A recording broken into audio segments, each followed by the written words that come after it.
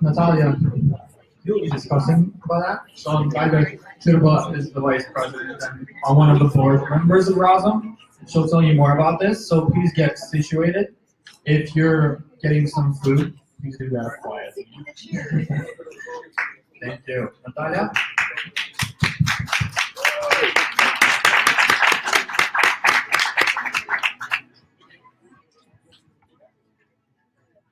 Okay.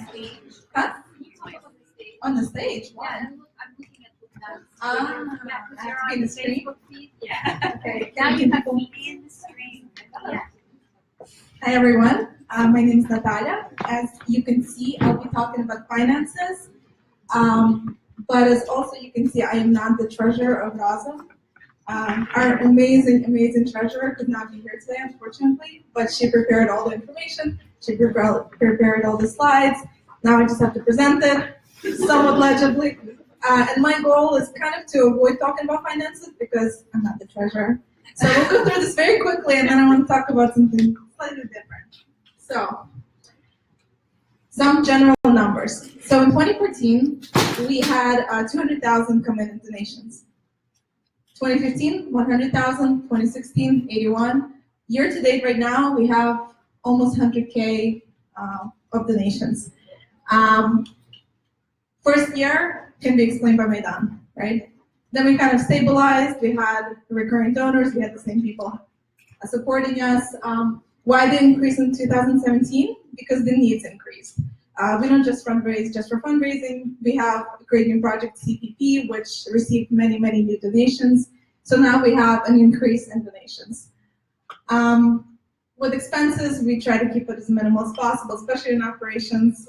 People on the board will know that I always tell them no, and always tell them let's not spend too much just in case, because we want to keep our overhead very low. We want to keep it to the bare minimum. So who donates to Razom? As you can see, 61% are individual donations. So it's people like you. That's our #1 support base.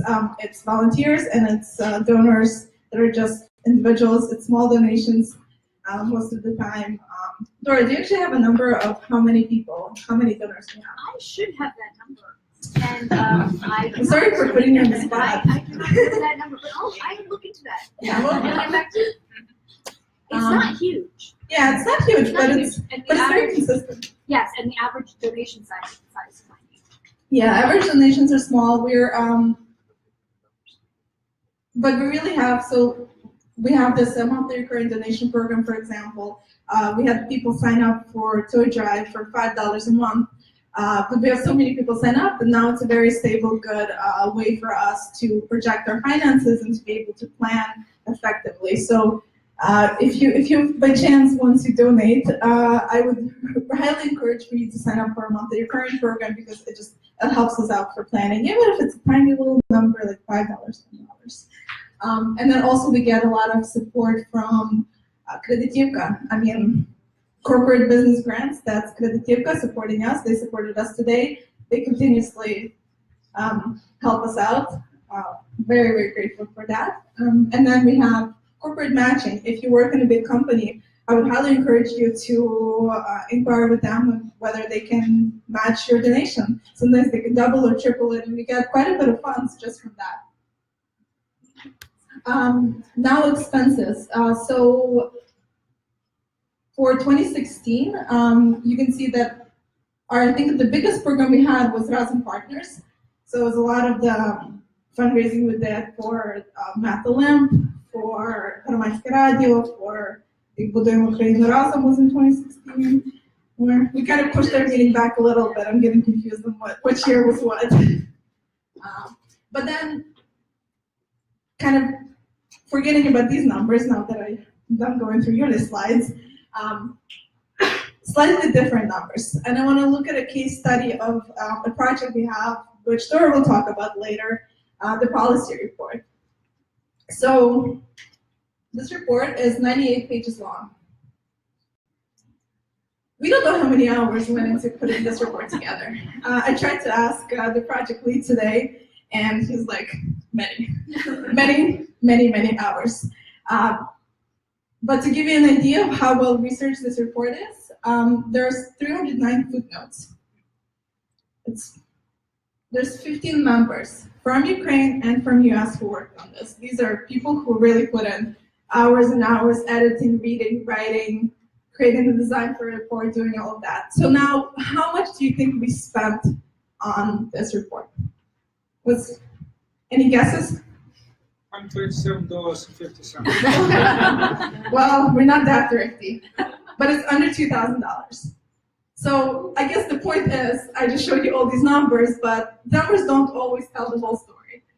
So you have to kind of take them with a grain of salt, and then also listen to the presentations that Maria gives, where sometimes we connect people and you can't put a number in that, but it's super effective and it still has an impact on building a prosperous Ukraine. But I'm not saying that we don't want any money, because we still need that infrastructure behind the scenes to be able to meet up together on a hangout. We need that infrastructure to, to have a website going. So all these volunteers who put in this, provide us with this amazing talent, we don't put a number on them, but we still need that infrastructure behind the scenes in order to be able to get together and produce these amazing projects for a very low amount of money. So, that's not me. That's a sneak peek to the next presentation. So I'll end it here. I don't want to bore you guys too much with the numbers. Sorry. Can I just also say that there's also Amazon Smile /Razom, which I've gotten all of my friends to do, and I know everybody uses Amazon. It's the biggest thing. So I think 0.5% of it goes to any organization of your choice. So there's also that. I don't know. Yeah, whenever you shop with Amazon, instead of going to Amazon.com, you go to smile.amazon.com. You choose Razom as your organization to support, and then we get a small percentage. And I think so far we've gotten $600 or something around there from them, just for your shopping. None of your money goes into it. It's great. Luke? I saw the prior slide. You had a number for how much you had made interest. And I was curious if there's ever been any thought to invest the money that you have conservatively so that it grows faster than the speed of the savings. Take that. Sure. Can you also repeat the question? Yeah, so the question that Luke asked was whether we had any ideas or whether we had any plans on investing conservatively some of the money, especially going back and looking at the interest being earned. And Dora can answer that. Actually, let me give you.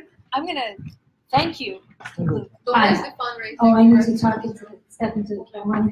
Okay, I'm gonna step into the frame. Hi, I'm Dora Kumiak. I'm a member of the board and heading up the team for fundraising for Razom. And Luke, thank you for the question, because what we're trying to do now that we're starting year 4 of our organization is to systematize and scale so that we can be around for the next 400 years.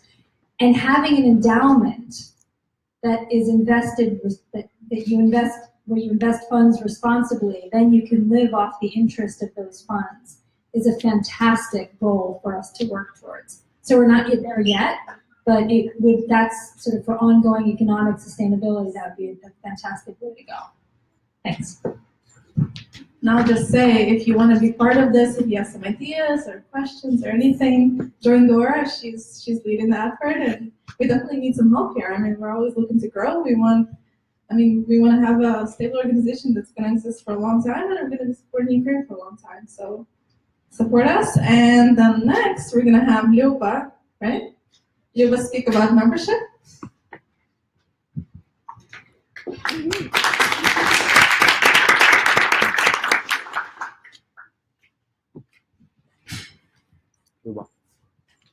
On stage.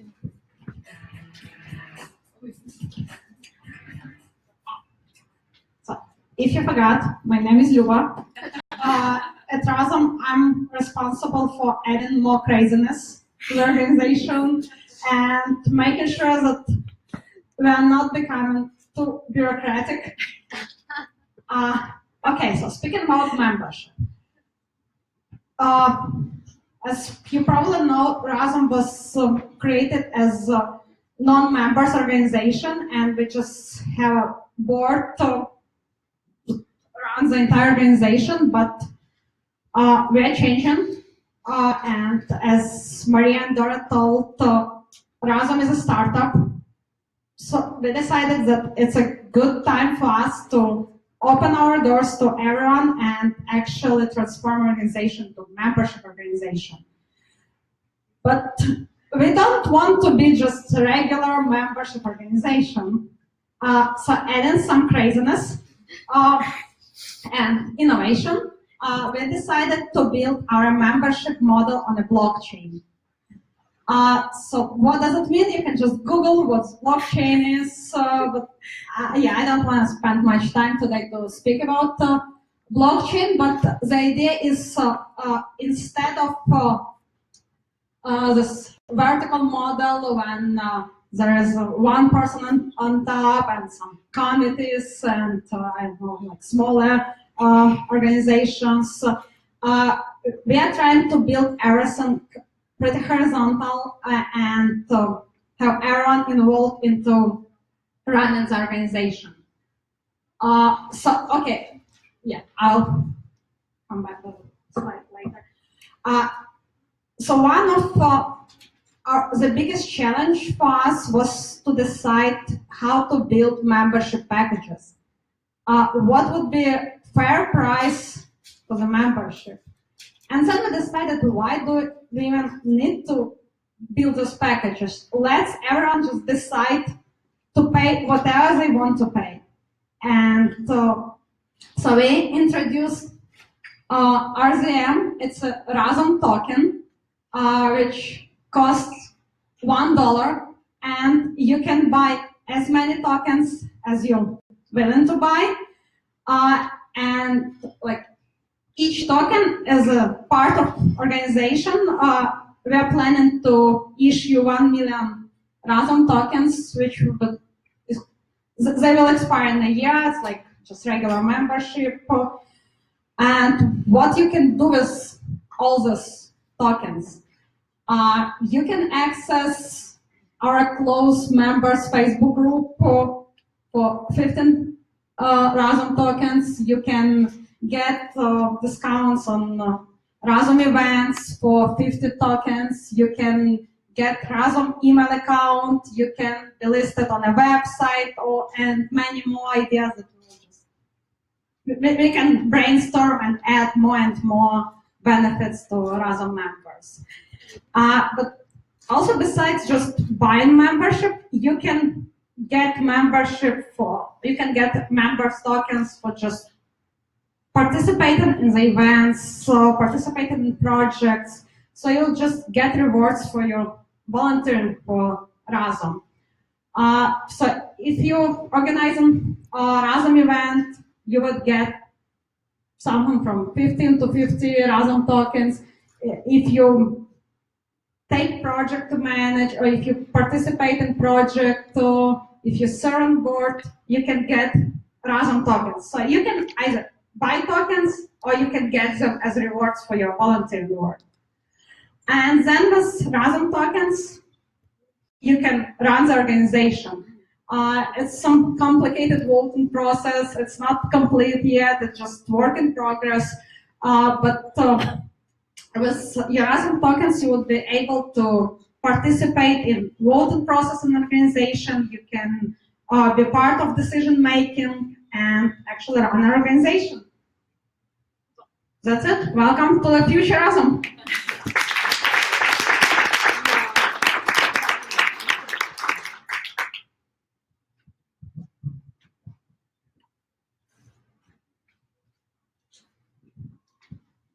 So what's important in Razom is always like an exchange of information, exchange of ideas. We try to hear out our participants and our volunteers. We want to know what's comfortable for them, what's best for them.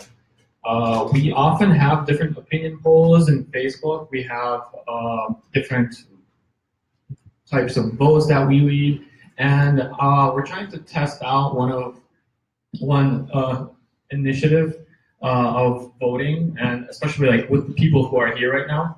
So we're gonna, one of the main ideas is like basically we want to find out when it's convenient for people to just go to a Razom event. We want as many people to attend them. So we're gonna do this activity. So basically, the question is, which day of the week, weekday, Monday through Friday, would you like to attend a Razom event? So if you text Razom space 1 to the number 797979, it will be Monday. When you text Razom space 2, it'll be Tuesday, and so on and so forth. And Razom space 5, that'll be a Friday, like a Friday night after work. So for example, on a Friday night, you will just go attend a Razom event. I mean, these events could be different. These events could be like casual meetups. These events could be something more pragmatic. So the question is, which weekday would you like to attend a Razom event? So if you can you do that now? So on our phones, we just On the phones, you send a text message with Razom space the number that you want, and to the phone number of 797979. And we're gonna tell you how it works, how interactive it is. Thank you. So write a text, and then you get a little happy message back. I like that. I did not mention that your text messaging will cost $30 per text message. Tax deductible though. Tax deductible. Well, this is a joke, yeah. Don't get worried. And Yuva, will you announce the results? Okay, so we'll announce the results after the panel discussion, but be sure to vote. I mean, we have events throughout the weekdays. It could be like a Wednesday or a Thursday or a Tuesday, but sometimes we might have a casual event on a Friday. And yeah, it might take a bit longer, go deeper into the night, but it's a different type of event on Friday normally. So next thing that I would like to discuss is I would actually want to introduce our panel that we're going to have next. Dasha Ozimko will talk more about it. Wait, are we? Yes, know we're each other? related. Oh, okay. So this will be a panel to figure out what's happening in Ukraine right now, how Razom can get more insight on what's happening in Ukraine. We have people traveling to Ukraine back and forth frequently, so we want to find out how we can be a part of this. Thank you.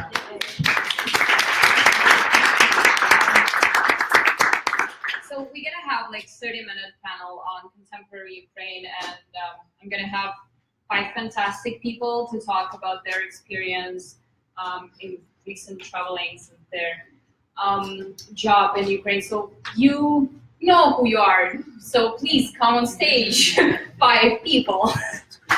Yeah.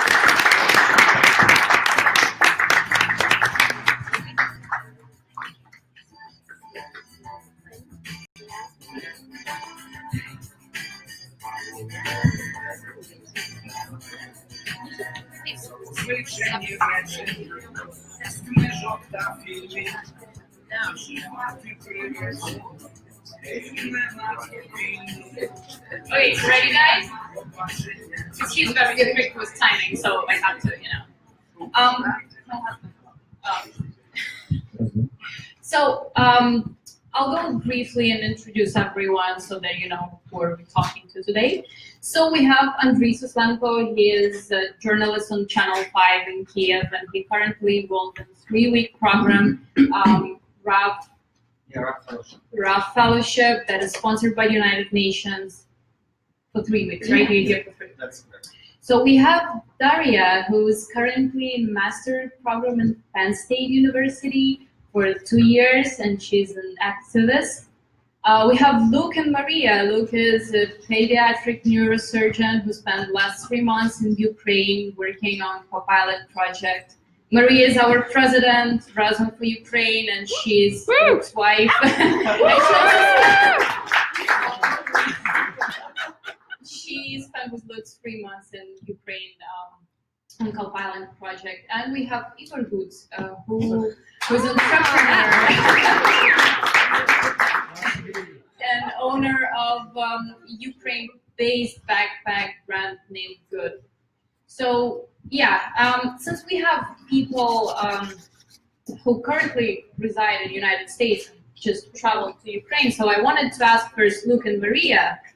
Yes, so you guys. Getting to know each other. Yeah. I've seen the backpack. Yeah, can you please briefly talk about like the project you went to Ukraine with and your expectation versus reality, what you expected from Ukraine to be as while you were traveling and what actually happened, both like in terms of professional look and like on personal level. Maria. Sure. So the name of our project is the Co-Pilot project, and this was, this started just over a year ago. Marie and I started a correspondence with a neurosurgeon in Kiev, and basically this started with sharing cases and sharing experiences, and eventually it progressed to a conversation where we decided we would go to Ukraine and assist in surgeries. And I can tell you the first week we spent doing this in Ukraine a year ago. Can everybody hear me back there? Yeah.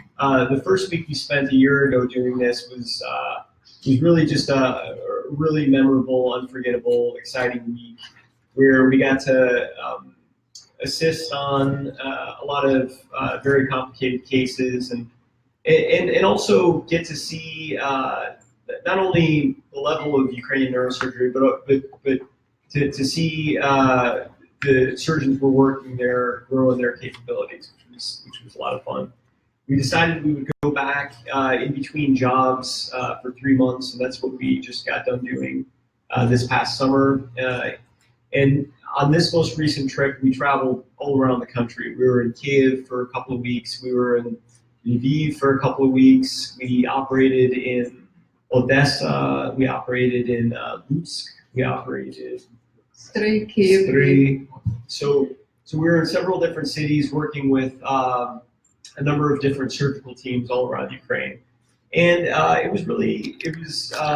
was exciting. I think one of the things that we observed and that inspires us to continue to work there is that, there's a huge population of, very smart and motivated and talented young surgeons there who unfortunately are trying to provide high quality surgery under a training system that's just simply not adequate. And so we're doing what we can to try to to supplement that.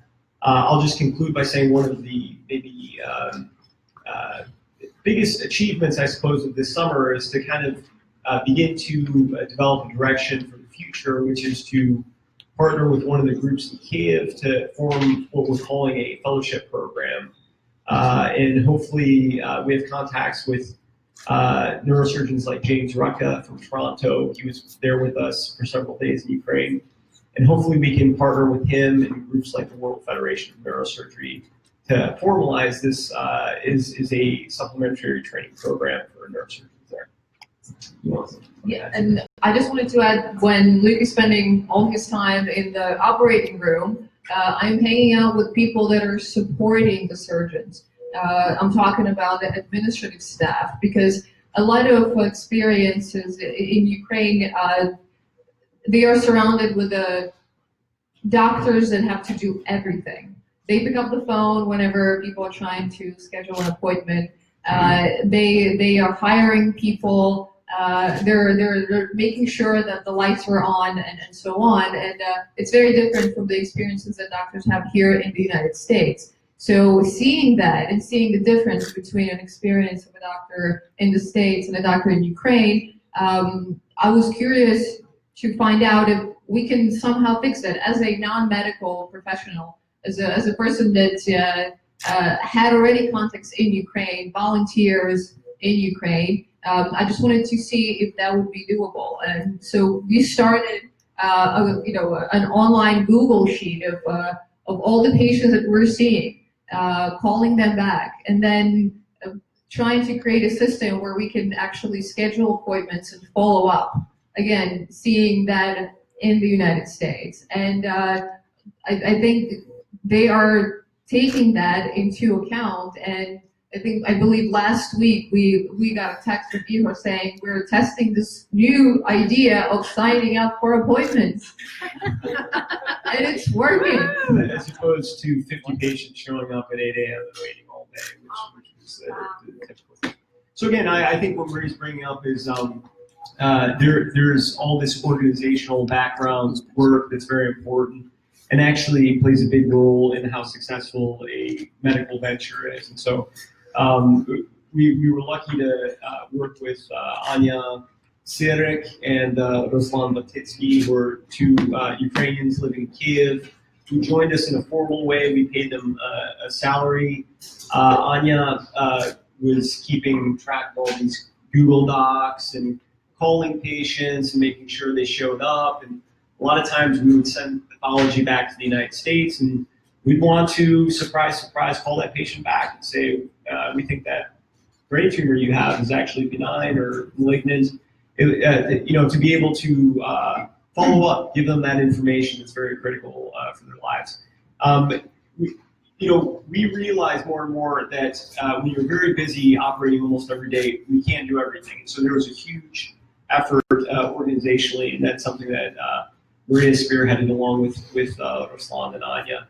Ruslan is a photographer who photographed everything. Every surgery we did was videotaped. Again, operating in a country where at this moment I don't have a formal medical license, this is something that we had to figure out, how are we going to do this? Now, trust me, we did it legally, but it did take some maneuvering to figure out how are we going to do this. And so we want to make sure we did it very transparently. Every surgery was videotaped. Photos were taken, notes were kept, things like that. That's important part of it. It's really interesting to see how you bring experience from United States back to Ukraine. And I have another question to Igor and Andrei. Since you live in Ukraine and you travel only here for business and program, I have a question for you. Is it difficult to talk about Ukraine when you come here, and whether it's difficult to build business being like Ukraine-based company? Just walk us through this. It's pretty much impressive when you do that, and I'm humble to talk about fashion, about your subject. That's a big deal. I really admire. For me, is it what, Dasha? What was the question about? Is it shitty life in Kiev or? No. You travel here to build business connections. So being a Ukrainian-based brand and company, is it hard to promote like the idea that it's made in Ukraine and I think it's about how bad you want it. So if it were easy, everyone would do that. So every business is not an easy thing to do, but it's a relationship stuff. When you meet people, you make connections. That's why I go here like 3 times a year to get the feeling of the market and to go exporting. Because the only way for a company, Ukrainian or whatever, to scale and to develop is to go exporting, go to other markets. And we sell like 25% to US. And New York is like the best costuming backpack or back-heavy product city in the world, because people just don't drive here, they actually use subway. And I like being here. I like the vibe. I like the openness of the people, how people get into collaborations, they easygoing. So it's a process. Is it easy? No. Is it possible to stay in Ukraine and to keep a sustained development? No. So it's on my own ambitions. If I want to grow, I have to go outside to bigger pool, right? Because I think that Good is the best backpack brand in Ukraine right now. And we have a production, full cycle production in Ukraine. I have my own factory. But we have to grow, we have to do more items, we have to scale, we have to hire people, do better products, and the American market is demanding. it's about business culture, it's about dreaming big. So it's when you step out of the comfort zone, right? I could easily stay in Kiev. I have a pretty comfortable life there. I live in Serbia and all the stuff, all privileges. Yeah. But Kiev is like my second favorite city after Khmelnytskyi. After New York. So it's fun. Yeah? It's fun for me, and it's good for Brett. I haven't been to the United States for like 7 years, and I've lived here before since 2008 to 2010. And the first thing that struck me here when we just landed and I've met the customs officer, the first thing he said to me, he told me was like, "Oh, hi, you're from Ukraine. So are you guys still part of Russia?" And I'm like, "What the fuck, man?" And we had a very straightforward conversation. So then he's like, "Ah, okay." And he wrote, not exactly. He wrote me a list of like politologists or political analysts here who are not supporting nor Hillary Clinton or Donald Trump, but they're supporting Bernie Sanders and all these like revolutionary thoughts. So this is the first thing that struck me here. And then I've been around UN for the last 2 weeks, and I constantly meet journalists from around the world. And in my program, there are 14 other journalists from different countries, and they're quite educated and adequate, I would say. So they know what is going on in Ukraine, or most of them at least. Not on the basic, but on the better level. But then everyone else, to some extent, they don't really know what's happening. And it's the Ukraine, that's what I hear. In a hotel, in a store, on a subway actually, when I like mingle around and just, I don't know, have a conversation with a beautiful lady or something. It's still the Ukraine. And I'm very genuine in questioning, like, why is it still the Ukraine? And it's like, because it's been like this for all the time that I know myself. Even Trump during his UN speech said. Oh, exactly. So yeah, that's an example that they probably follow. So to promote Ukrainian values or promote Ukraine as a country here is probably not easy, definitely. As for you, it's not easy to do business in here. But then it's definitely for us a challenge, not only for journalists, but then for those who depict themselves as people of cosmopolitans, I would say, right? So if you're going abroad, you definitely have to promote Ukraine, but the Ukraine, no, and definitely tell more about what is going on, because the myth is huge about what is going on in Ukraine. And good things that are happening, and there are many things that are happening in Ukraine. Yeah, good things that are happening. Things are awesome, actually, to some extent. Much better than they were like 7 years, 10 years before, even 4 years. Well, in my life at least.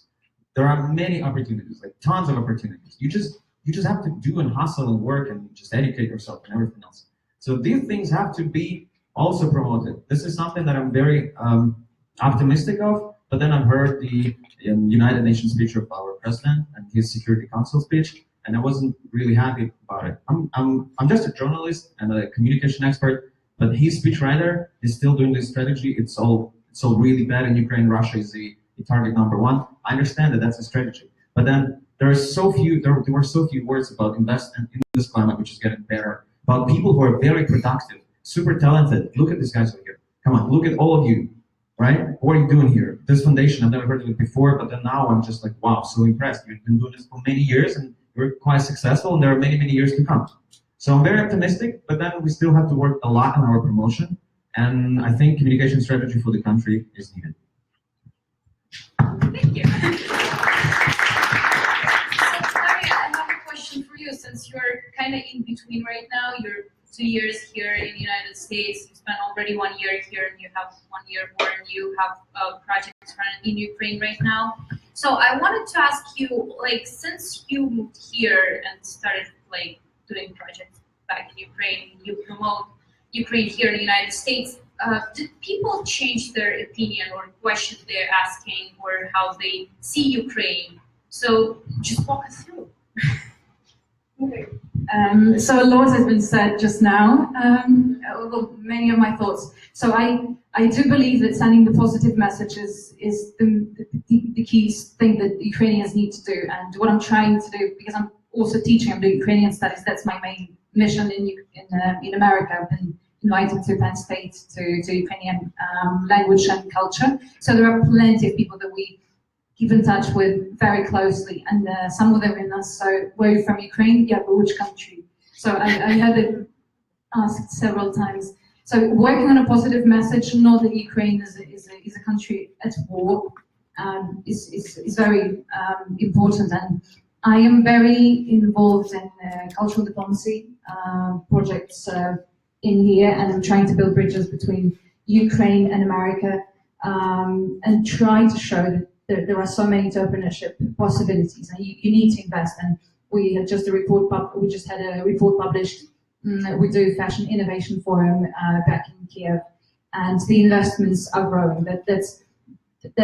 We have huge potential. People need to realize that we have so many friends, foreigners who come to Kiev, and in the state there are dozens and dozens and dozens of friends who do that. I am also a journalist. I'm writing for Ukrainian Business Journal. It is a medium created by a person who's 60-something years old. He's a special mentor of New York Times. He's been writing for them for more than 20 years. And he just came there with his young Filipino wife, and they stayed there, and they lived there for 80 years already. And they wear wushawankas, and they're proud and happy to be all Ukrainians, but they have nothing to do with the country. So that's how charming the country is. And I do believe that we need to open that to people. And when I talk to not only my students, but people on the streets, and I already had 4 conversations today on my way here about Russia and Ukraine without there is still lots of misunderstanding. And I do believe that solely by talking to people personally can already make a big difference. And I also do international affairs back in my university, and we sometimes do trip to DC, and we have a chance to talk to congressmen, to people who have their levers, and they do have an impact on the policies regarding Ukraine as well. And I keep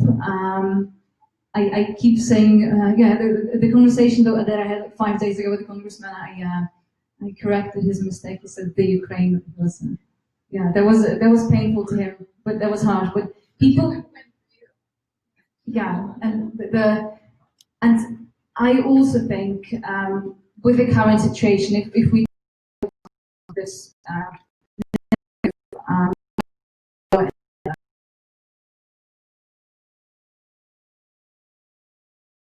important to tell people, Americans especially, remind them of the Budapest Memorandum, and remind them that America had to help us. And that's the button I keep pushing with government officials in this country. And I'm sorry, I'm too chaotic in what I'm saying, but the key message is we need to promote Ukraine positively, and we need to open Ukraine from positive sides, and show that we are worthy of the attention probably that Mr. Putin gave us. So. Okay, so I have a question. Since you mentioned that we have to promote Ukraine on a positive way, I have a question to all of you as specialists in different areas. What does Ukraine has in terms of resources, talents in each of your sphere that we can, push and promote? So starting from entrepreneurship, like doctors, journalists, activists, anything that you feel like we can promote and we have it in Ukraine that anywhere in the world they don't have. I think it's about with what people you surround yourself with. So my company in Kiev is like these guys who do the city. They have best events, restaurants, projects, IT, all the stuff. So I live in the world of creative and inspiring and aspiring people. So in my head, Ukraine is like that. But when you go outside of the circle, you see that best people are draining out to Poland or whatever. For me, it's not easy to find skilled workers. It is really a problem. And it's not easy to find because nothing is produced in Ukraine, like in terms of materials, fabrics, and so on. I have to bring everything to Ukraine to import that. deal with authorities, with all the procedures, and then I assemble the backpack, and then I ship the product out. So it's like double headache, a pain in the ass with all the stuff. But we have like the best human potential, that's for sure. Like beautiful girls and boys who do beautiful things. It's really inspiring to deal with that. But in terms of commerce, in terms of business, retail is not at all. Like the market is not growing. So people are not getting richer in terms of like the middle class. So for me, for my audience, I basically know much my audience in Kiev. So I have to go outside to be sustainable. So in terms of economy, in terms of authorities and the country as the Ukraine, it's I don't see much change actually. In terms of me as a guy who do in Ukraine, doing my best, yes. In terms of my friends who do their best to promote Ukraine with what they do, that's positively, it's 100% true. I wanted to add to what Igor said. The fact what Ukraine has and other countries don't have, or US doesn't, that I don't see right now, again, my opinion from my point of view. A lot of it is that people take control in their own hands. Just a small example, we were in Ivano-Frankivsk, and we've heard all over Facebook and Instagram and Twitter about Urban Space 100, which is, and many people heard about them as well, which is Hromatsky restaurant. It's a cafe, it's a restaurant. 80% of their proceeds go to better the city of Ivano-Frankivsk. It's a group of investors, active people that got together, 100 of them, hence the name Urban 100. All of them invested $1,000, and they build this place, they staff this place, they run this place. These 100 people are investors, they sit on the board, and every quarter they get together, they meet just like we did, and decide what they're going to spend those 80% of their revenue on. You, as a citizen of Ivano-Frankivsk, can come and propose a project. You want to build a kindergarten, you want to clean up a park, you want to have a live music show every Saturday. They will fund it if they vote on it, if they think it's possible. And they're not a government body.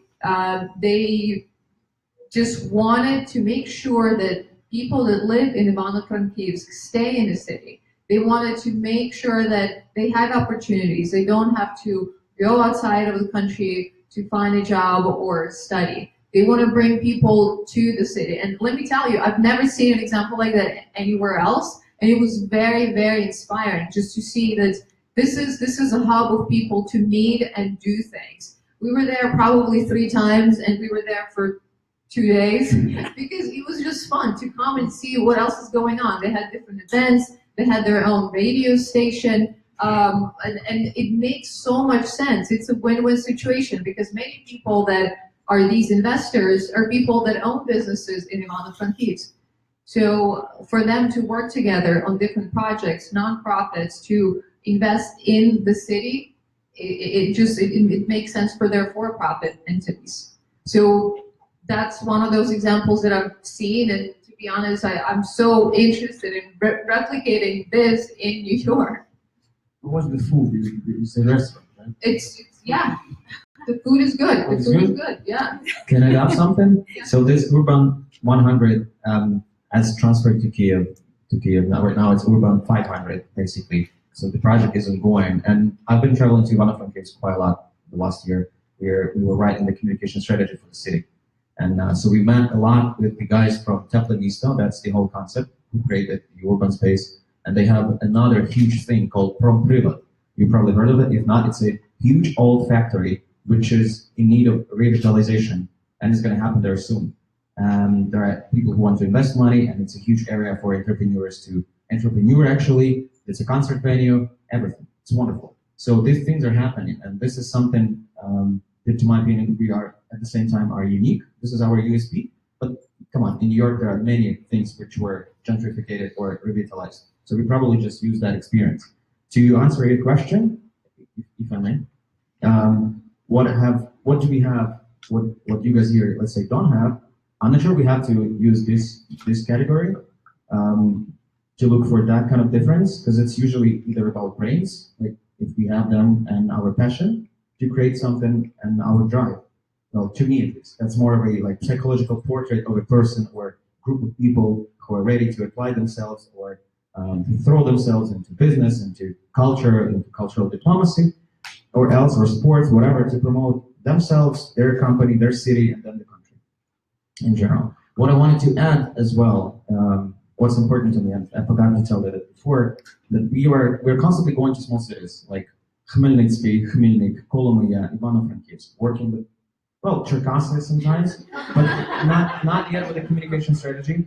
And thanks to Canadian government, by the way, they support many, US and Canadian definitely support many different and interesting projects. We're working with communications with the cities. And we see how eager the city councils and some of the people, especially those who are younger a little bit, eager to promote the city, eager to talk to citizens and to learn how to do this. This is, for me, is a very vital point right now. I see the change, but we're on the verge of this change, mental change, in my opinion at least, and we are very close to some new openings.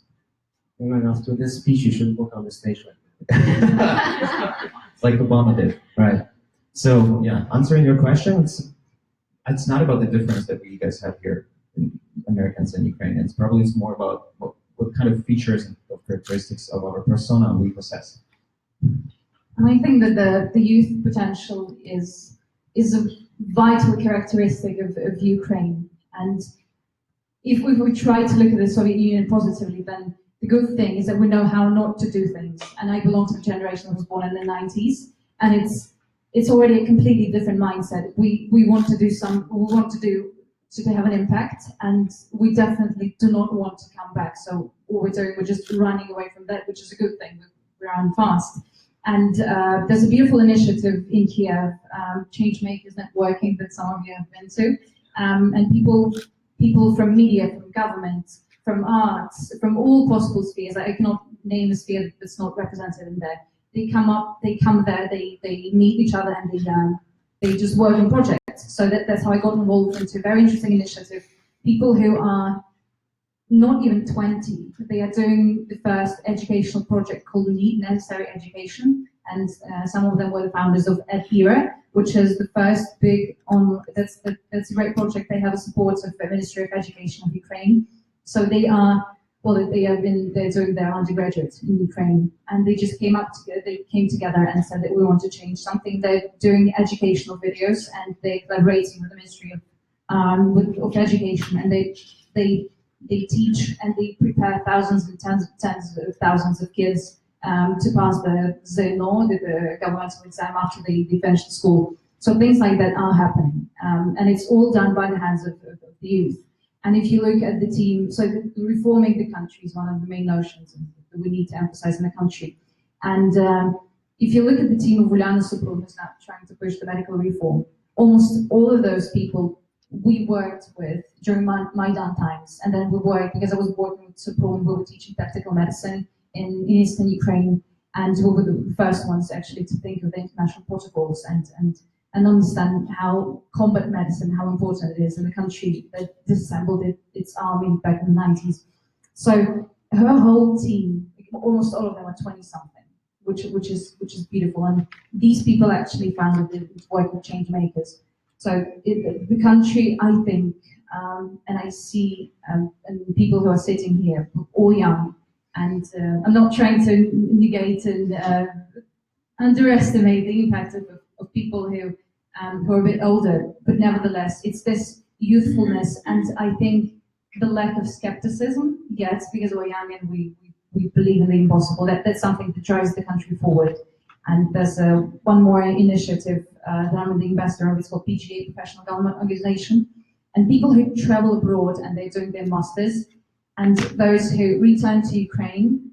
Unfortunately, not the highest percentage, but we try to involve all of them to work for the government. So there was a special agreement with the government, and there are always open seats, and the job need to be done. So what they do, we connect people who graduate from Ivy Leagues, from best universities in England, and we try to find a position for them in the government so that they can transmit all the experience that they've gotten overseas or just in foreign lands.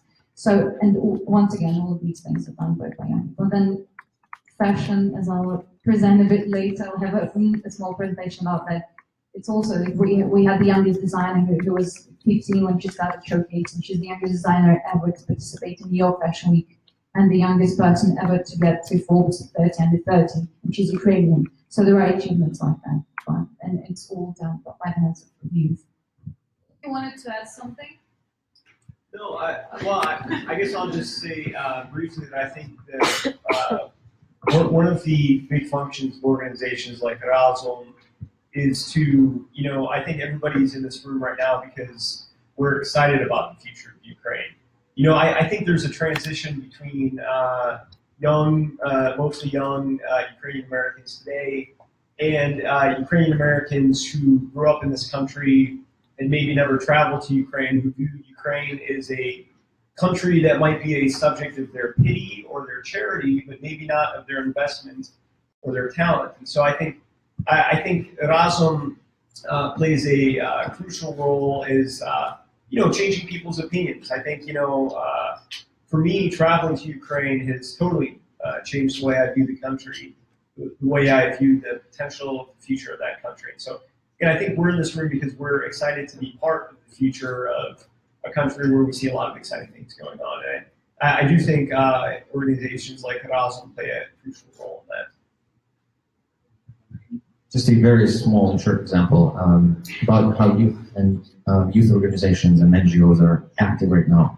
I had a call from my German friend who operates within the European Parliament youth organizations, and he asks, in a month or two, we want to open up something in Ukraine. Could you please help me to gather around NGOs? So I posted something on Facebook, and 100+ NGOs who work with youth have actually sent me some messages and showed their interest that they want to participate. I would think that this shows the activity and possibilities. Thank you so much. Thank you everyone for there's a lot of information from me personally that I really appreciate. So thank you all except for Dasha. I want Dasha to stay and as part of cultural diplomacy, she's gonna make a presentation on fashion in Ukraine, right? So please welcome. So it's going to be very quick and concise. I'm going to omit many things because we don't have enough time. But I'll try to skim and then give you the highlights of what's happening in the country. So we have two big international fashion weeks in Ukraine. One of them just held 41st season. The other one that I've been working with since I was 15 is Mercedes-Benz Fashion Days, which already gives us understanding that if Mercedes-Benz, which is a huge, gigantic sponsor, if they decide to support Ukrainian Fashion Week Kyiv, it already means that they see potential and they see why they need to invest and use their names together with Kyiv. Also, Ukrainian designers, there's this so-called Big Four fashion weeks of the world. It starts in New York, then we go to London, Milan, and Paris. And if you look at the schedules of these 4 fashion weeks, in each schedule you'll find a Ukrainian designer, name of the Ukrainian designer. So that's a huge achievement, something that we could not imagine, I would say, 5 years ago, and it's due in many aspects to Daria Shapovalova, who's the founder of Mercedes-Benz Fashion Days. She's cultural ambassador and ambassador of Ukrainian fashion to the world. She's very known. If you ask anyone who's really in the world fashion industry, there's zero chance that they will not know her name. So that is very big. We also we also have plenty of press coverage, and people write things if there is something to be written about. So we had the Wall Street Journal for innovative fashion designers key of the new Paris. So that's very loud. There was a very loud article that we had. I believe it's not really working. Oh, okay.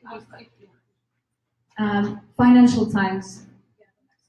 So we had two big articles, and here I would like to actually thank Mr. Putin, because without him we would not be put on the map of the world. And now people, when you say that I'm Ukrainian, oh yeah, so they all, it rings a bell finally. So he actually helped promote our country, and it doesn't matter whether it's negative or positive. It is promotion, and we are now known as fashion revolutionaries, and the resilience of Ukrainian fashion. The previous slide that we had, it is an achievement. And after these ones, we have dozens and dozens of articles published on Vogue.com, which is the American Vogue, and it is the most influential medium in the world of fashion for years and years, ever since the late 19th century when Vogue was founded. And in 2013, Condé Nast, which is a publishing house that's been existing for more than 100 years, and they also publish the New Yorker, GQ, and other magazines that you all know. They made a decision that they want to launch Vogue Ukraine in our country in 2013, which is a very big privilege, because there are only 22 Vogues in the world, and Ukraine became the 20th. There's the 23rd being prepared in Poland. So once again, it does signify that there is a fashion scene, and it needs to be looked at closely. We also had a Olivia Marsh Prize, which is a Louis Vuitton Moyo Hennessy. It's the biggest fashion prize in the world, and we've been shortlisted 2 years ago with Anton Belinsky, a very interesting designer who rethinks the Soviet heritage that we have. And something I really want to emphasize about Ukraine is that we need to rethink things that might be negative. That's how we can do away with that negative connotation, the negative heritage. So I'll show you later a couple of slides. So business of fashion. Business of fashion is the most respected, together with Vogue, but business of fashion is the financial side of fashion. They've been featuring Ukraine, so they choose top 500 most powerful people in the world in the fashion industry, and we've been featured for 3 years already with Daria Shapovalova, and this year with Mikhtaryan. It's a power couple of Ukraine, and they do retail, so they're businessmen who've been featured 2 weeks ago when they published Business of Fashion, the new one. So this is it's the old one. All these achievements are obviously based on the successes of Ukrainian designers, which are plenty. They participate in the main fashion weeks of the world, and if American Vogue runs constantly, we invite hundreds of international guests every season, which have twice a year. We hold 2 big fashion weeks, right, one after another. And two seasons ago, we had 10 world Vogues visiting our country, and every Vogue wrote a big piece on Ukrainian fashion, and why the world needs to watch Eastern European fashion, Ukraine. So it's a bit hectic, I'm sorry, because when I need to push lots of information in this presentation. A very negative point that started happening a couple of years ago was violation of intellectual property in Ukraine. 3 big companies stole 3 big ideas from Ukrainian designers. It is Mango, all of you know.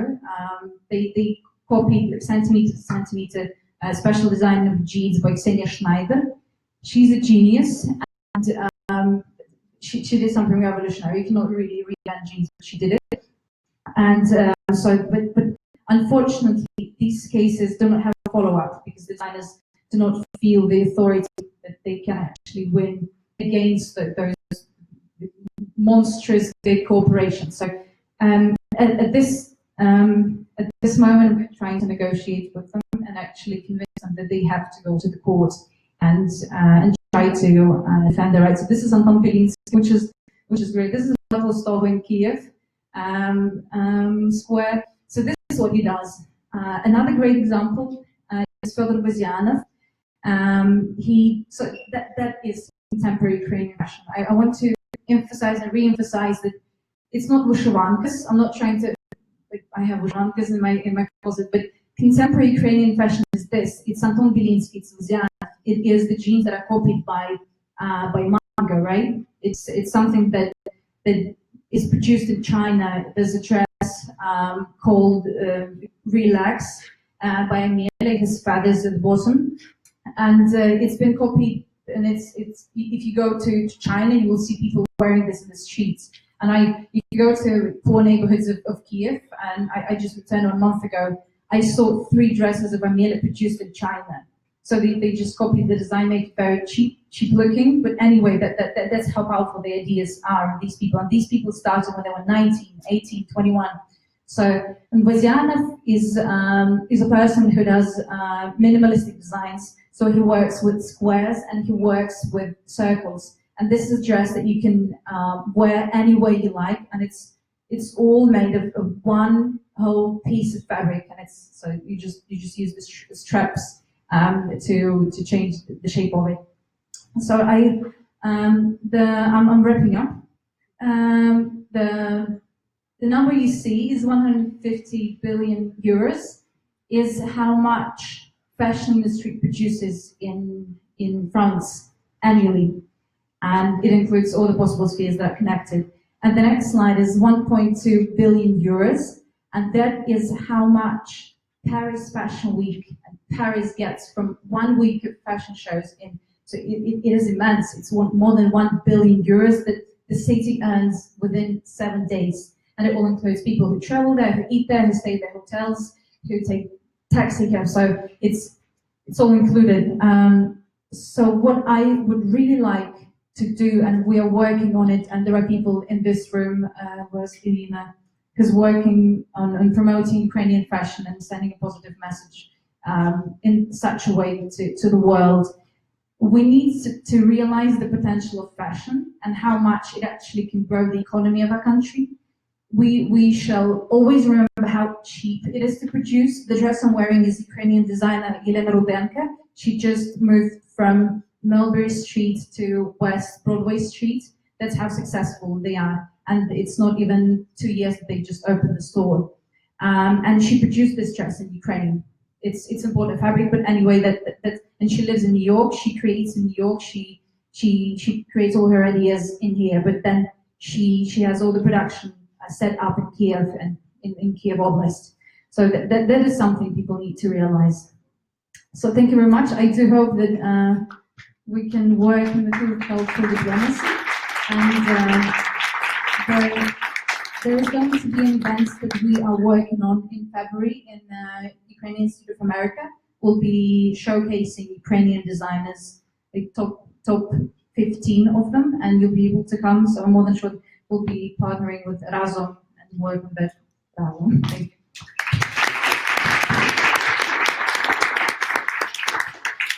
Thank you. Thank you, Diane. Wow. I mean, we're active everywhere, I guess. I mean, and so many industries, so many things that like gather people together, so many initiatives. These are the results of the poll that we had. So most people want to gather around on Thursdays, I guess. Great. Imagine work on Friday after Razom meeting on Thursday. Yeah. So, okay, we'll take that into consideration. We will do many opinion polls on how to make things better and more convenient in Facebook. There are some key things that we want to know from our volunteers, whether like different projects that we're active in, just many things. So just follow us on Facebook, follow us on social media, be up to date with what we're doing. And next, I want to introduce Dora.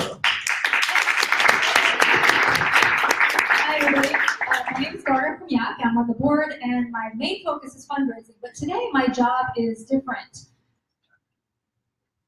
I'm going to take the next 5-10 minutes and walk you through, kind of pull back the curtain a little bit of how Razom, specific Razom projects have worked. And what Daria just talked about is a good lead-in, because my objective today is to show you how we've done things together so that you can see that there's no man behind the curtain that makes everything work. It's basically the person sitting next to you. And secondly, to give you ideas of how you can make your ideas on how to build a prosperous Ukraine come true by using the platform, using the network, using the engine that is Razom. So we can go to the next slide. Okay.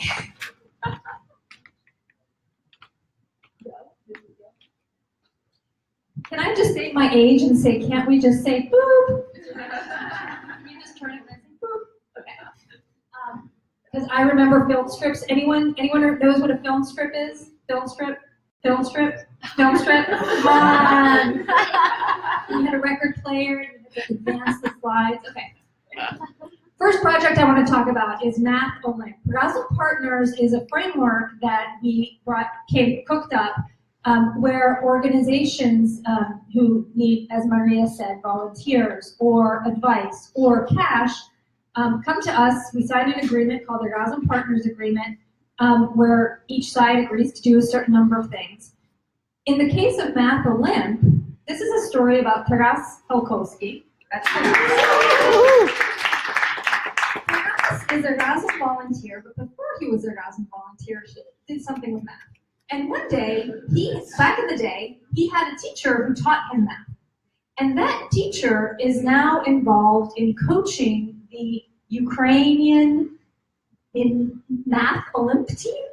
I was never on the Math Olympiad. My husband was, I was not. And so Taras came to us and said, hey, this professor of mine is coaching a really cool team of kids to go to an international tournament, the Math Olympiad, and there's money to send the kids, but there's not enough money to send the coaches. And coaches do things like, translate the math problems from English into Ukrainian, so then the mathletes, the Math Olympiads could compete. And the coaches didn't have any money to go. But there were people here who were interested in supporting that. So as a 501c3 tax-exempt status organization in the United States, we were able to collect donations from Americans here, who then had those donations be tax deductible, and send them over to the team in Ukraine so the coaches could go. It was really cool. And that was Taras. So way to go. And we did it twice, right? And we're going to do it again? So it's happening now. So that's an example of how Razom Partners has worked. The next one. The next one came about because a guy was working on his graduate work in Harvard and discovered that, hey, people on Capitol Hill aren't very well informed about Ukraine. They confuse things like, I'm not quoting here, but like Yanukovych and because they both begin with the letter Y and they sound weird. So he said, hey, there's a space for some more information about Ukraine. And I'm in grad school and I know people, and so I could probably pull together some smart people to write something, but I don't know how to produce it or promote it or get events organized. The result is this report that Natalia mentioned. The 98 pages with really cool graphics, important stuff. Half of it is a primer on what are the issues in Ukraine. What are the issues in Ukraine? The other half is a series of recommendations written by experts in the United States and in Ukraine about policy recommendations, U.S. policy towards Ukraine. So this is an example of a volunteer coming to Razom and saying, look, I've got a dozen or so people who can write this. Can you help me raise money and promote it and organize an event on Capitol Hill to introduce it to the congressman? So that was another example of a partnership with Razom and a group of volunteers. But personally, the thing that I got most excited about, having interned on the Hill when I was in high school, the thing that got me most excited about this project is not that, yes, all the senators and members of the House of Representatives got copies of these reports, and we did a really cool event that was live streamed on the Hill. You can see it on the Razom YouTube channel. And it was all presented, and it was all very formal and how you need to do things in Washington. The thing that got me jazzed was that this report was then discussed with staffers on the Hill in one-on-one or two-on-one settings over a beer, where you could really hash out what are the issues in Ukraine and why does it matter to the United States. And that's the kind of work that you don't see, but that makes a difference in the long run. Because now those staffers, when they're writing legislation about that affects Ukraine, this is not some disembodied country somewhere far away. This is Taras or Maria or Tamara. It's a real person in a real country talking about real issues. So that's what got me the most excited, was discussing Ukraine over beer, which we'll be able to do later today. Next, but again, that was the one guy who had an idea. Next, something Maria mentioned, Budujemo Ukrainian Razom, Dacha Bracha. Who has heard Dacha Bracha perform? All right. Who knows about South by Southwest? All right, South by Southwest is a film, music, I forgot the music, film, music, and interactive tech conference that's been going on for a couple decades in Austin. All of Austin, it's totally cool, it's very hip. Dr. Rubenka was performing there for a paid gig in the music part of it. A few Razom volunteers came together and said, hey, Dr. Rubenka, would you do an additional event as a fundraiser to support Budujemo Ukrainian Razom, which is a kind of Habitat for Humanity project in Ukraine. So because Maria, Alona Owens, Luke was probably involved somehow, the Austin community came together, raised $5,000. So Lanco, who's an animator, created original art. That's his art up there, to create a kind of stop motion animation thing. And again, you're pulling together artists, Dr. Bracha, people who are literally building Ukraine, people in Texas who may or may not know anything about Ukraine. You're putting cash in there and having a funny thing. So you're telling the story of Ukraine while you're doing all of these things. Again, there's no man behind the curtain. You know, the Wizard of Oz, there is none. This is people rolling up their sleeves, having an idea, and making stuff happen. Next. Co-pilot, Luke talked a little bit about this already, but if you really break it down, where's Luke? Luke, hi Luke. If you break it down, Luke had an idea, the medical training, and the doctors. Everything else is you in the room. Everything else is everyone sitting in the room here. Raising the money, going to medical companies that want to donate to different projects, telling them about Ukraine, telling them why this project works, making posts about how this is working. The big event. We launched this program in March at an event in the Ukrainian Institute uptown. Who was there? Ukrainian Institute of America. Okay, we launched the event there. There was a surprise guest. Anyone who showed up? Out of the blue. And Vakarchuk is as his day job, he's a rock star, who is now on hiatus. So he just wrapped up his 20th anniversary tour of on Exit. He's now not performing anything until August 24th of 2018, except for something he promised to do that day at the Institute, which is host a fundraiser here in New York to raise money for the Co-Pilot project. Slava Vakarchuk and Fima Chupakin are going to perform on November 4th here in New York at a private home at a fundraiser that we're putting together now. And we'll be selling tickets for $500 as tax-deductible donations. So mark your calendars if you're interested.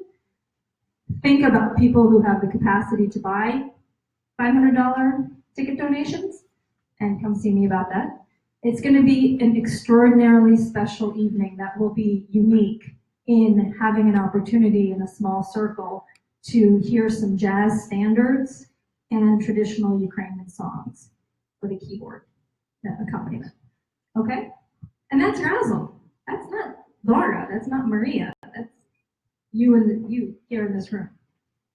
And the next one is about Hromadske Radio. This is why I am here. The only reason I met Luba and Maria, Natalia, I don't think you were there that day. I was the crazy lady that was going around during Maidan handing out flyers saying, hey, I'm doing this crowdfunding campaign to support public radio in Ukraine. A, because I love public radio. B, because I used to work with some of those guys back in the day. That's how I made it through Maidan, so I didn't just keep reading the feeds. And then I found out about this organization, Razom, and I got more and more involved.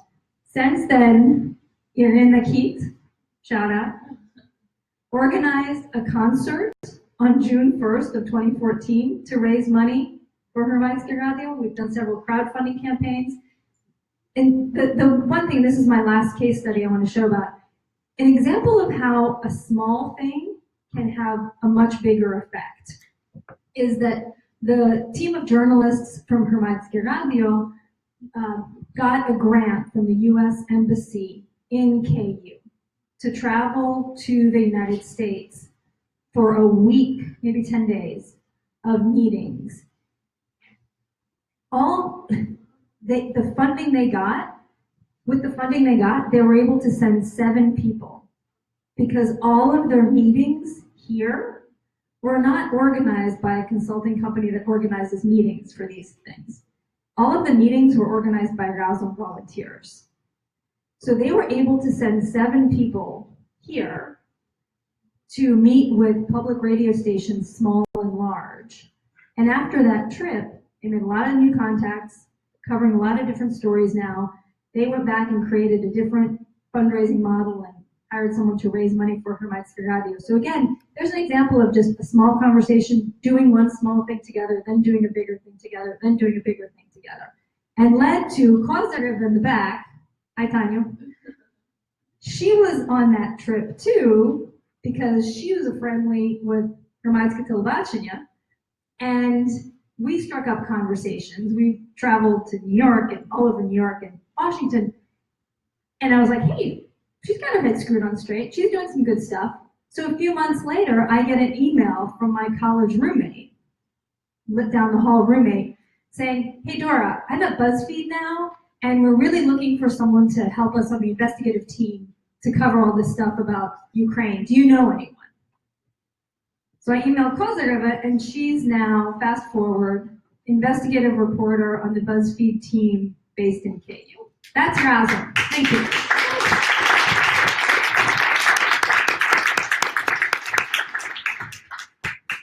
Wow, yeah, that's a lot of stuff in all kinds of fields.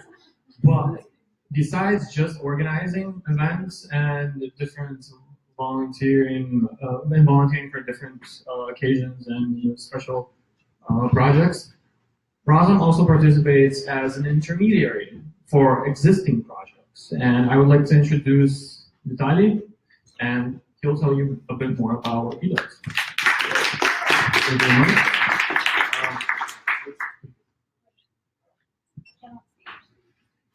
Okay. Good afternoon. My name is Vitaly Dugil. I'm a co-founder and coordinator of the humanitarian project support hospitals in Ukraine. Before we start, I would like to say that it's a privilege and pleasure to be here today. In our team, we call Razom as a strategic partner, but I would like to say it's more like a family, just to echo what Luba said in her presentation. So it's really great to be back. Before we start, let me ask you the question. How many people know about our project? Can you please raise your hands? Okay, not bad. Okay. So, Support Hospitals in Ukraine is a humanitarian project with the goal to provide Ukrainian hospitals with much needed modern medical equipment from the United States. We started our initiative as a response to ongoing war in Ukraine. I think there is no need to explain the price paid by our country, by our countrymen.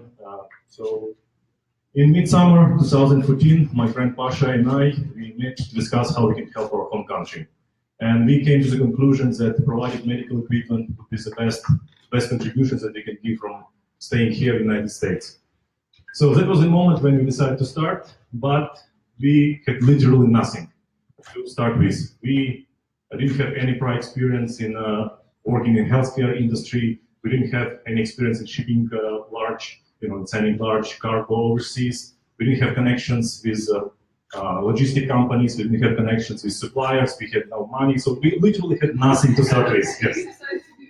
Yes, but we decided to start because we had idea, we had passion, we had desire to help our home country, our countrymen. So first months we spent just literally looking for information, for contacts, for anything that can help us. I think in middle of the fall, we introduced to Jenny Martin. She's an American volunteer based in Texas. So that's the moment when we joined our efforts and we started working together. I think it's not a big secret that fundraising is a big problem for many humanitarian projects, especially for those who are new, similar to us. So we had no prior experience. We had no to show good success cases just to prove that we are trustworthy. So first container was mostly paid from our own pockets.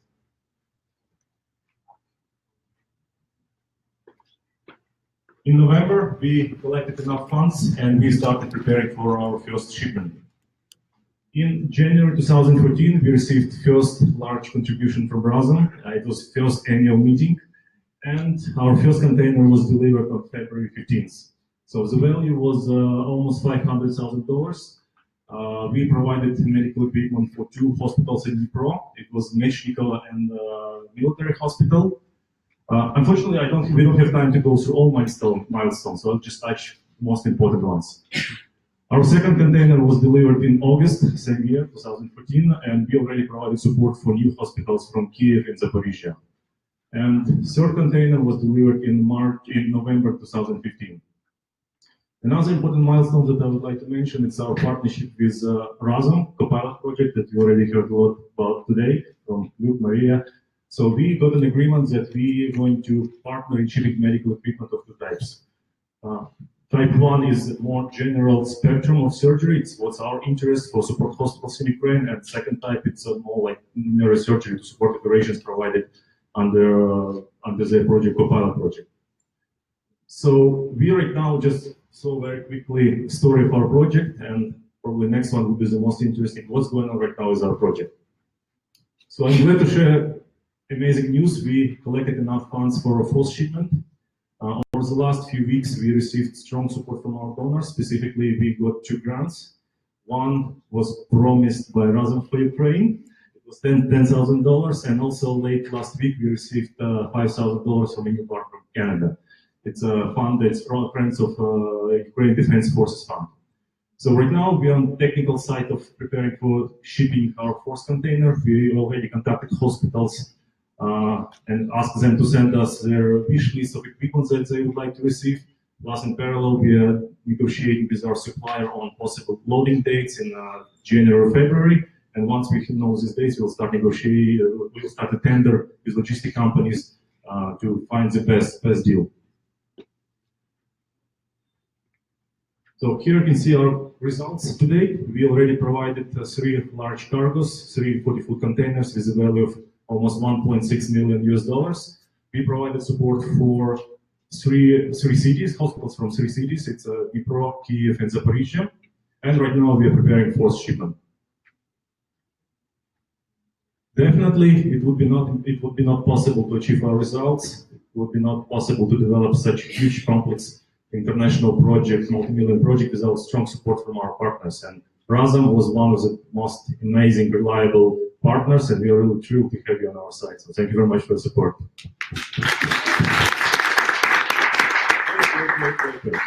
Here you can see our team, people who are behind support hospitals in Ukraine. So I think by this moment we should know the guys left. I also mentioned Pasha and Jenny, and Sergey just recently joined our team as an advisor on social impact, just to evaluate how we are doing. It is our final goal, and also leads the IT side. In parallel, right now we are preparing for a full shipment. We already started consultations with our partners about future. So we are now working, discussing with Razom and other partners our idea to provide medical equipment for Odessa and Lviv, or Lviv's Oblast. So I think we will announce about these plans a little bit later. Please follow us on Facebook. Our page is the main right now social media channel to share news about our results, news from our hospitals that received support. We are currently also working on our website, uahospitals.org. It's under construction, so we plan to launch it in a couple of weeks. And also you can find on the bottom information a link how you can donate. All donations are acceptable. To conclude, I would like to say that here in the United States we have an amazing lifestyle. We can spend $5 for a nice cappuccino in Starbucks. We can spend $15 for a nice cocktail, somewhere on rooftop bar Friday after work. I even don't want to say how much we spend in bars and restaurants. If you say, our friends, our families in Ukraine, it will be an amazing amount of money. People in Ukraine, people in our home country, they don't get privilege living our lifestyles here. Because many reasons. Economical situation, war, and many, many different reasons. My friends with whom I used to study in Dnipro, in high school or in the finance academy, they used to they tell me, Vitaly, it's amazing what you're doing, it's amazing what your team is doing, how we can help you, how we can support you, how we can transfer money. Transfer what? Hryvnias? Any amount that they send us with that ridiculously crazy exchange rate, it's nothing. Let's be honest that if you receive from Ukraine $25, $50, for us it's not that much, but for them it's still quite a lot of money. So every time when I receive such requests, I say, guys, let's better use your money, go to local hospital, buy whatever is needed for guys who, from frontline or civilians who right now in the hospitals buy food, clothing, medicines, drugs, whatever is needed. Our supporters is Ukrainians who live abroad. It's Ukrainian diaspora and Ukrainian expats, and definitely friends of Ukraine from different countries. So I'm asking you, please consider donating at least one dinner or lunch value in dollars monthly. It's not that much for us, but it will help us do a lot. When we started working in 2014, we had so many great initiatives. So everyone wanted to ship something to Ukraine, clothing, salads, medical equipment. Right now, we don't have so many great projects right now, mostly because of problems with funding. If you consider donating at least $25, $50 monthly, it would be amazing. Look at Razom, they're doing an amazing job. And we're really thrilled to have them because they're doing a fantastic job. So I'm not talking only about my projects, there are many great initiatives. Just think what you would like to support. Thank you very much for your attention. Unfortunately, we don't have time for Q&A session. I'll be taking on the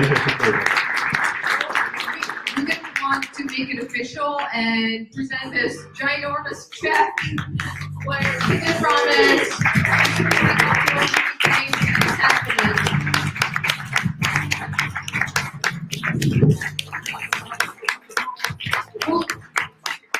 and yes, thank you for taking a photo again. The photo doesn't exist, it's not real these days, so thank you for your work and we'll continue doing things together. Thank you.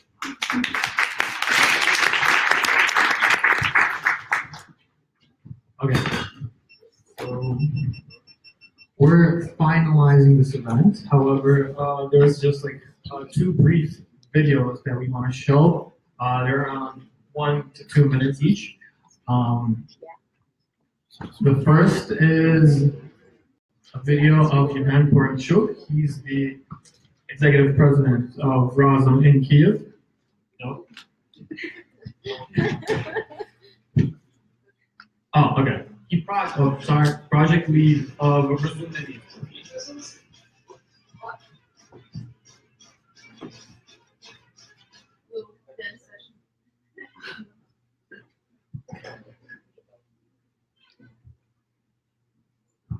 So it's also a very interesting project that he's doing. It's nothing. It's not healthcare. It's not entrepreneurship. However, it's the well-being of people who live in Kiev. No, in Ukraine in general. Yeah. Okay. Sorry.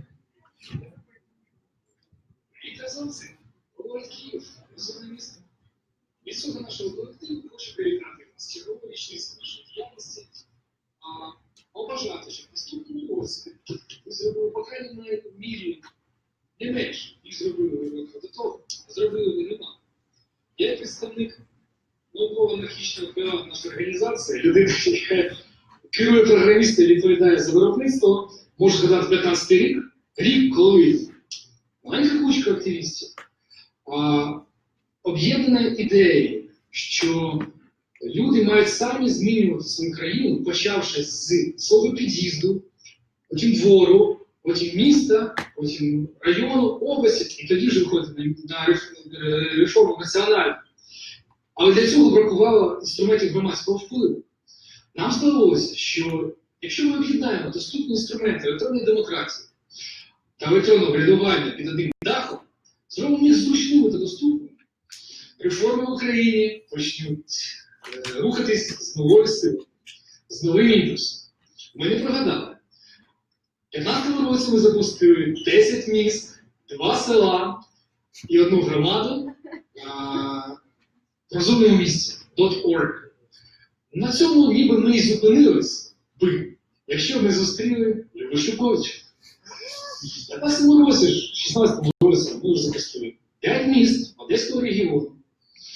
І я вам скажу, що на даний момент, на 2018 рік, кінець 17 року, тиждень назад, я був з робочою поїздкою по Одеському регіону, зустрічався з людьми, питав про наш проєкт, питав про Любу Шуковича Разом. І Люба сприймається людьми, в тому ж Южному, як Ілон Маск. Розумне місто дорівнює Люба в Одеському регіоні, а Люба дорівнює розумне місто. Інструмент має не тільки бути створений, він ще має працювати. Якраз завдяки Любі і Разом розумне місто працює до сих пір, розвивається, вже вийшла нова версія. Сотні закритих петицій, тисячі заявок ЖКХ, тисячі задоволених громадян, які відчули свою силу. Силу, що змінювати своїми руками в нашій країні. Завдяки вам ми стали національним проєктом. Дякую вам величезно. Творчої наснаги, разом ми сила.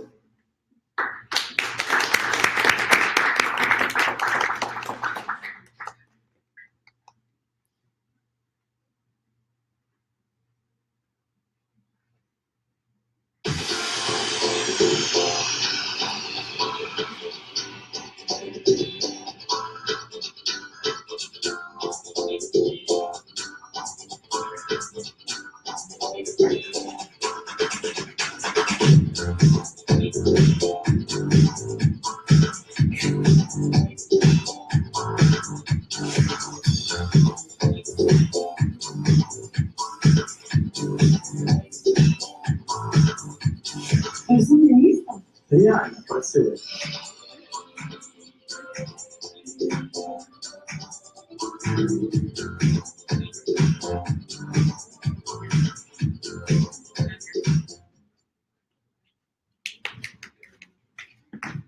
I mean, we have feet on the ground. That's the main message. And another example, another video will be about, will be from Alisa Holoshava, who is the executive director of Ukrainian office of Razom, and also a quick introduction.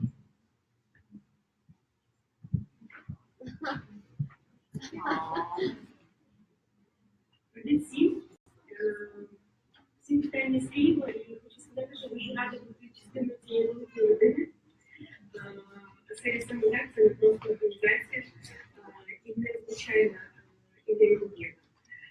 І незвичайність полягає в тому, що всередині організації є величезна кількість незалежних лідерів. І це дуже важливо. Лідер, на мою думку, це та людина, яка ініціює зміни, яка бере відповідальність, яка надихає інших. Не спиняйтесь, продовжуйте надихати, продовжуйте долучати все більше і більше людей до цього неймовірного групу разом. І дякую за всі ті реалізовані проекти і за всі ті проекти, що ще будуть реалізовані в найближчому майбутньому. Ще раз дякую вам за все і наснагу. Бай. We're going to wrap up in 15 minutes. However, before we wrap up, we have two more announcements to make. One is Ambassador. Come on. Yeah.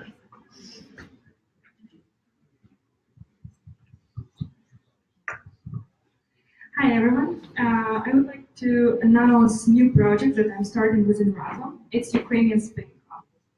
I decided to start this project because there is growing interest to Ukrainian language, and there are many people who were raised here or even in Ukraine and didn't have a chance to speak Ukrainian fluently. So we started this project and we will run it for probably monthly for the beginning, and if it will be growing interest, maybe more, to speak Ukrainian, share our ideas, discuss news, or maybe watch some short movies, books.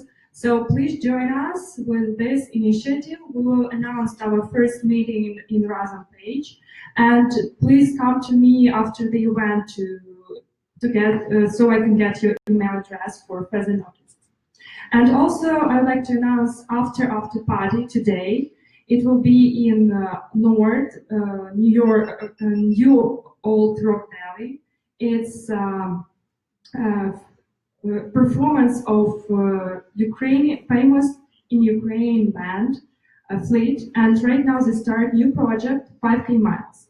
So they start from scratch over here with new album. So they will be they was here but just had to run for rehearsal. So they will be pleased for your support and would like to share with you their new album. Thank you. And right now, Alex Merle, where are you at? Alex? Another announcement? Do you have an announcement? Yeah? Sorry. Yeah. I'm between everybody and beers, so we'll be quick. I'm announcing what I announced here. Okay. Я забыл, что це формально. I was going to make a formal announcement. Давайте я на английском буду. So I'm working and have been with Razom kind of from the beginning. Washington Square Park in November, December of 2013. It was snowing in Midi. I had a megaphone, which has been a while. My work was tailed off a little bit with Razom. I've co-founded a company, Ukraine Global Trade and Investor Inc., that does a bunch of different things in Ukraine. Cybersecurity, we represent some leading companies in this direction for that. Bitter is the name of the company that's sort of the foundation of it. We're working really at pretty high levels, both in the private sector and with government as well. I've got a guy in Ghana who's part of our team selling Antonov airplanes, which we can do to the ministry there. He's got a meeting with the Ministry of Aviation on Tuesday, and working on some larger investment for infrastructure projects, including with people in Ukraine. So all the work is paying off. We're actually hopefully going to be revenue positive soon, and potentially, I think, pretty successful. And the core of what we're trying to do in Ukraine is to demonstrate lead by example, right? So I think two areas where that's important. One is social responsibility and giving.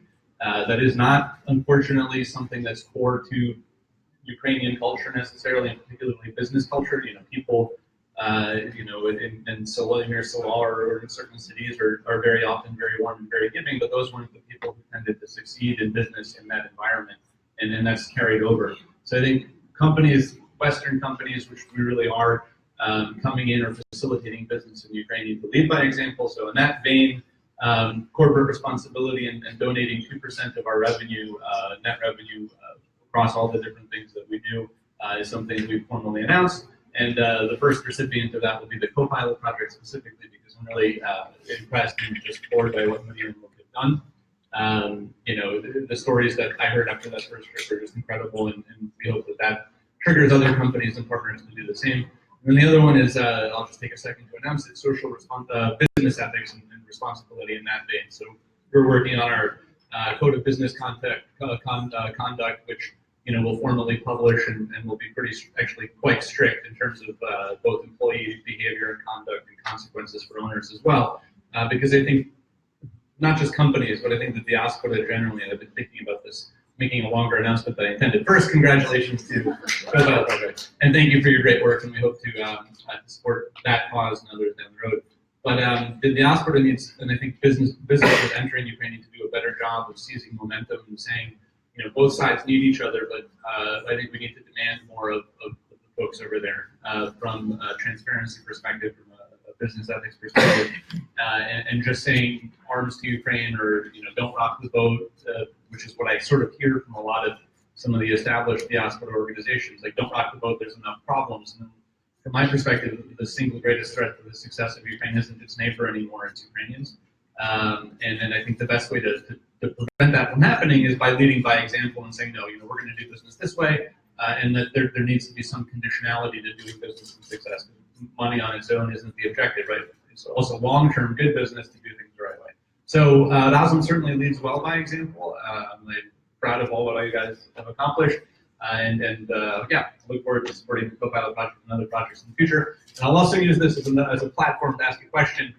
One of the things that we have an opportunity to do through a company that we recently partnered with is to deploy emergency housing. So it's a Chinese company we're working with called Maristar through a partner.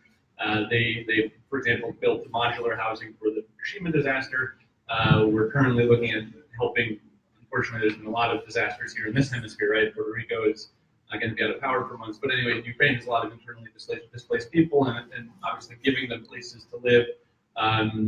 This sort of containerized housing, right, is something of interest. I just haven't had a chance to dig into like what the distribution network or who the right people to talk to on that front is. So I figured I'd use the platform and make an announcement and say if anybody has any ideas on how to make that work, you let me know. Okay. Дуже дякую, дякую, Maria, дякую, Luke, Dr. Luke here. You know, good job, and hope you can, you know, do more on your own, but also train people there, because long-term success and stability of Ukraine doesn't come from donations. It doesn't come from that. It comes from empowering people in the country. So that's what I know Razom is about, and we're trying to do. So, дякую.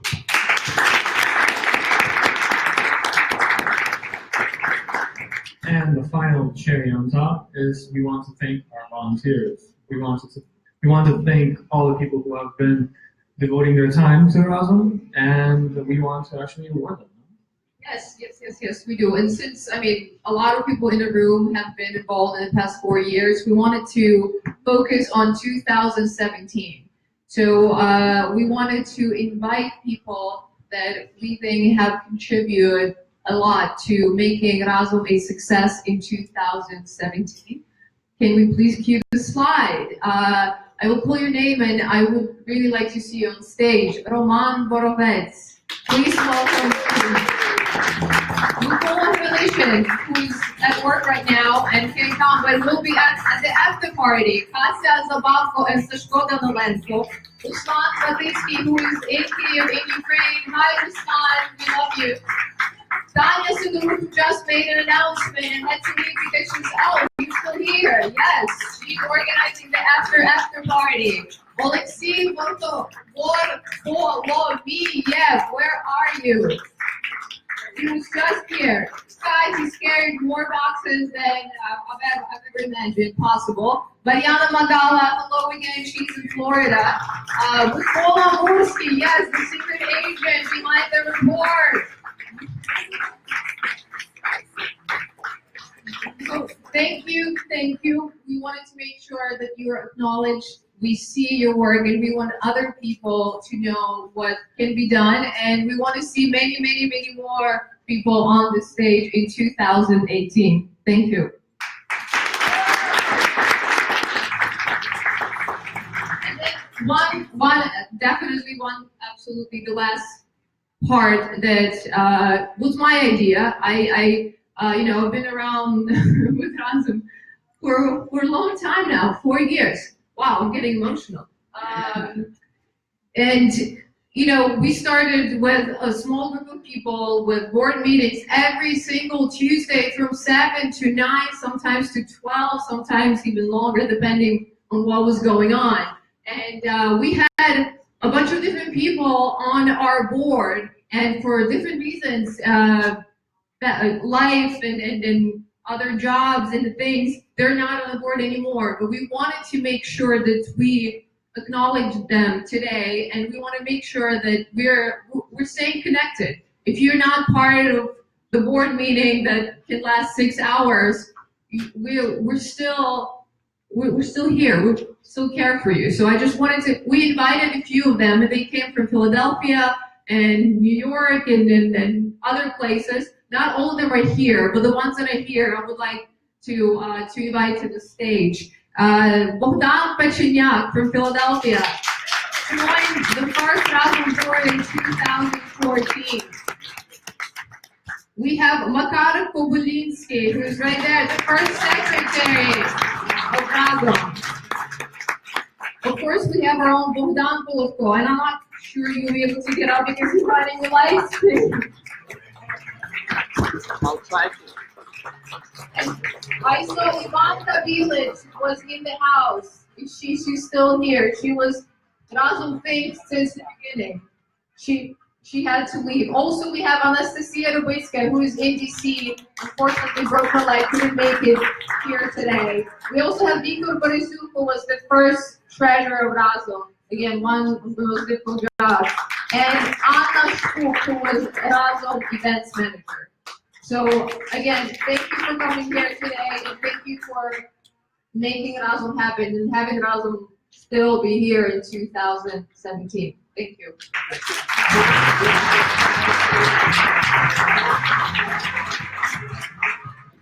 Okay, now the most important. We're gonna wrap up and put the tables in place.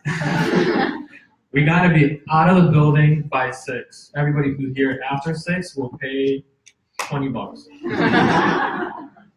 There's the after party is taking place at Mark's at 676 6th Avenue. It's on 21st and 6th. We're immediately going there, and yeah, for some drinks and casual talk and dinner and food. Yes.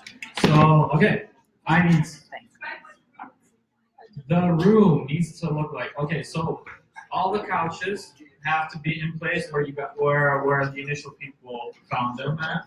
We have to have tables situated behind the 2 pillars with chairs. The chairs have to be in rows, but they're somewhat in rows right now. Okay, and there should be 4 tables here with 4 chairs per table. So yeah, and that brand wall, you gotta take it out. Let's take it apart. All right, thank you for coming. Come again. Thank you, people. Thank you, people.